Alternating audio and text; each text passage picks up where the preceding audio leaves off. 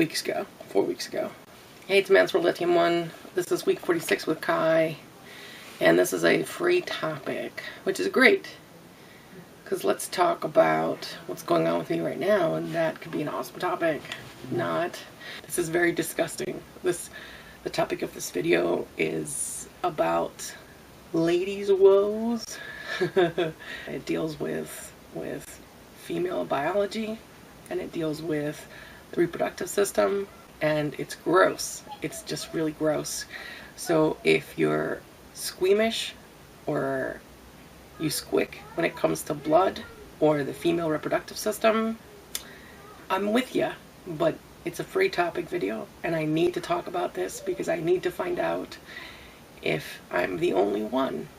And it would be great if other people commented, but if you feel really uncomfortable and dysphoric listening to this, I recommend that you skip this week's video, and next week we'll come back to something much more trans man related. But this is a free topic, and I'm currently dealing with the situation, and it's making me insane, so I would like to talk about it to get it out of my system.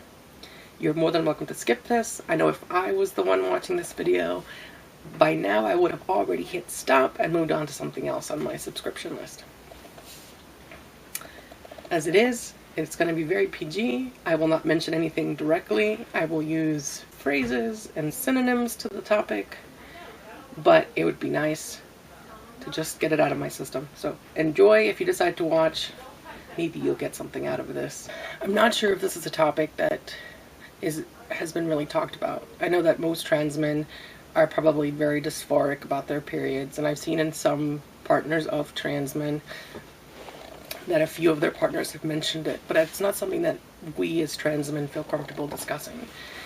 But it's something that I'm going through, and it's something that's been very frustrating for me my entire life, and it's happening right now as we speak. This uncomfortable look on my face is because I can feel it happening. I know that our channel mostly relates to older trans men, so it's possible that some of them may have already experienced the cessation of the reproductive system being operational due to age, but maybe for younger trans men or for other people who are in their 30s instead of in their 50s or 60s or so on, this would be helpful.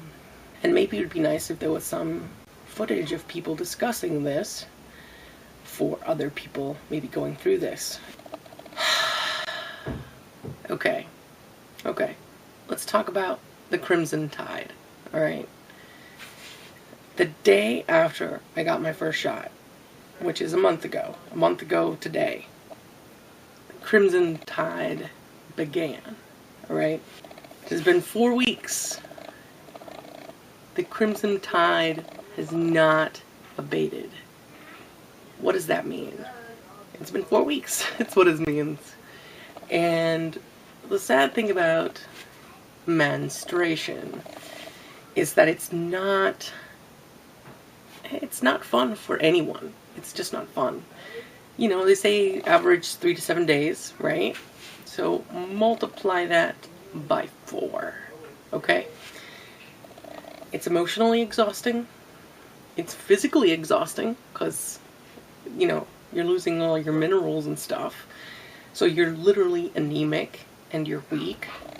And there's emotional components related to your hormone levels that make you act crazy and hyper emotional. And you're naturally irritated, right? And then multiply that by 4 or by 10. If it's a 3-day, then it's times 10. And if it's a 7-day, then it's times 4. This is math. Alright. It's awful. Polycystic ovarian syndrome is not, from what I understand, and I could be wrong, and please feel free to educate me, it's not a biological thing. Like, it's not something that's present physically or that's easily to detect, but it is determined by a series of symptoms that lead to a certain conclusion. For example, irregular periods, irregular period lengths. It could also be related to the amount of secretions, let's say. What it basically boils down to is that the body doesn't ovulate on schedule. And the reason could be a blockage. The reason could be hormonal, like your body is not producing the right amount of hormones in order to start the process that would, set off the domino chain that would then create the necessity for secretions. For many years, I would suffer light spotting, and then there would be years, it would be like a day of light spotting, and then 3 years with nothing, and then a day of light spotting, and so on. Since it started to ramp up, and I've had years where I bled half of the year, to varying degrees. 4 to 6 months of very light periods, where it was just discharge. This is the most disgusting video I've ever made, I'm so sorry. But then there were times when I would bleed outright for a month or two. I would become anemic. I called myself possessed by the devil. I would just lose my marbles. It's just incredibly dysphoric for me, because I never had it when I was younger. It's not even something that I'm used to, but then it went from rarely to never having it to now having it nonstop for long periods of time. Or it can be incredibly insane amounts, like super crazy for an extended period of time. So on a scale of 1 being spotting and 10 being, oh my god, Texas Chainsaw Massacre, I would rate this one somewhere between an 8, Itchy the Killer, okay, and a 10, Texas Chainsaw, and it varies from day to day. So that's a lot of blood. This would be like a mortal wound that doesn't heal. Okay, so that's happening. Add to that the extra components of I'm a trans man, which means that there's emotional and psychological damage as well. It's just very dysphoric. And due to the volume, I can't post this video. Due to the volume, it's physically uncomfortable. I've asked cis women, about how bad it gets. Relate your experience of the sensations of undergoing this. And they don't know what I'm talking about. So I have sensations that are worse than any cis woman that I know.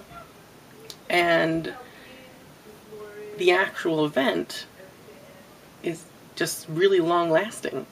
And as soon as I start tea, this happens. And it's not going away. Losing my damn mind. For the last 3 days, I've had a non-stop migraine. That is genetic. My family tends to get migraines during these periods.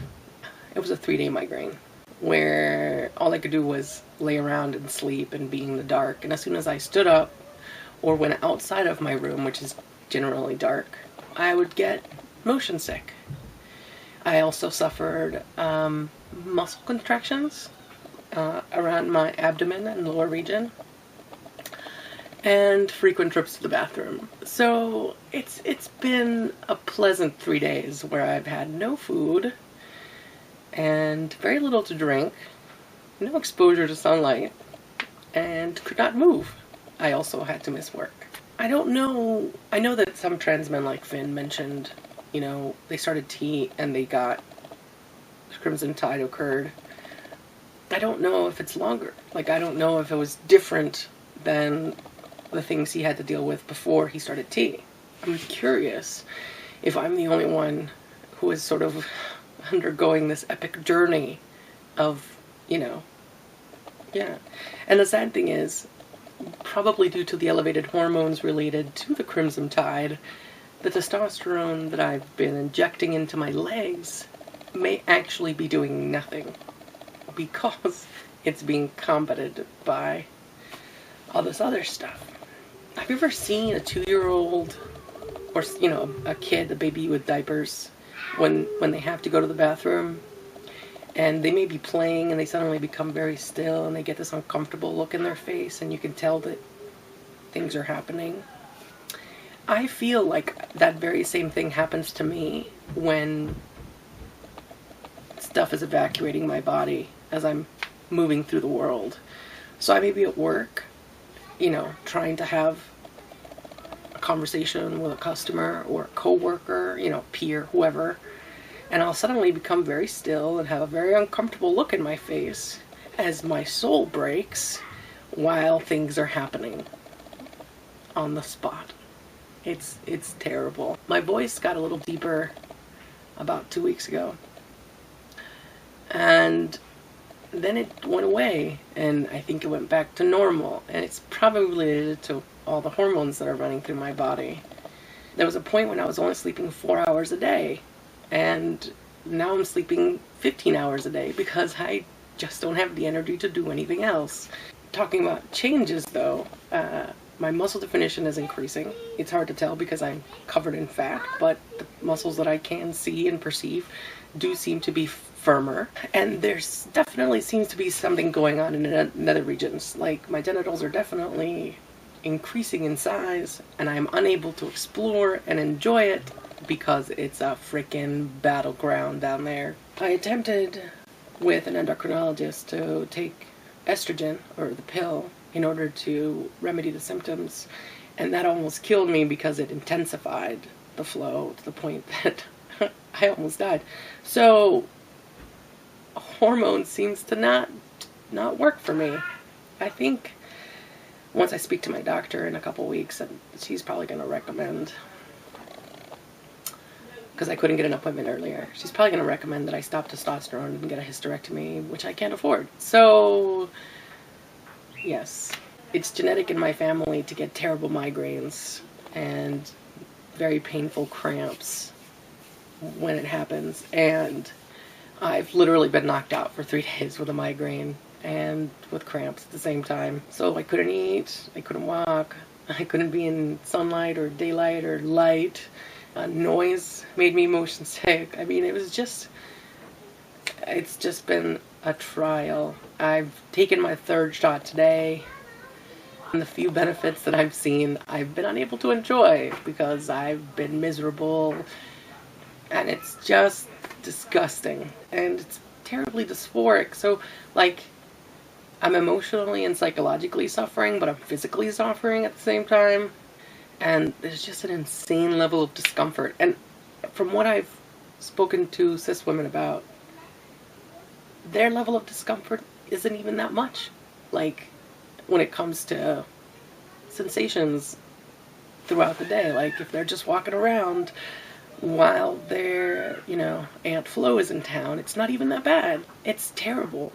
I can feel everything. And I don't know if I'm just hypersensitive to it because I'm trans, or if I'm just hypersensitive because of my biology, or if it's just that far out of the norm. Also, I heard a rumor once that tampons or inserts make it worse. Like, they, due to TSS or whatever, that it's possible that they increase the flow rather than simply absorb it.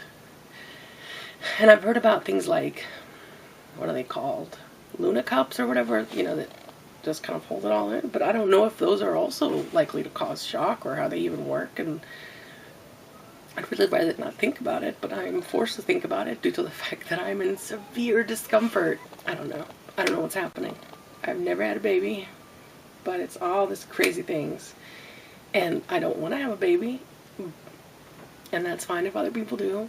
I'm not here to judge. I'm just stating my truth, and my truth is I've never thought about reproduction, like, at all. Like, just never thought about it. And now it's all I think about, but not in the same way. Like, all I think about is getting those things out of me and then throwing them away because they are broken and a waste of time. I was watching a TV show recently about a woman who thought she was going through menopause. She was of a certain age, and she started getting, hormonal problems, and she was having hot flashes and stuff, and she thought she was going under menopause, and she made a statement about the fact that she's no longer a woman, that she's just going to live as, like, this neutered being after menopause. Like, in some way she cherished and embraced her period. And I just don't understand that. at all. I don't get it. I don't cherish it. I really hate it. And I don't know if that's a trans thing or if it's the fact that mine is just so uncomfortable. But I'm really pissed off right now because things could definitely be happening with the growth down there, and I can't go down there right now. I just can't. Anyway, that's been my really disgusting topic video for this week. As always, I don't know what my next video is going to be. Hopefully I'll have better news in a week. Even though I still won't have seen my doctor, but hopefully the news will be better. Catch you guys next week. Kai out.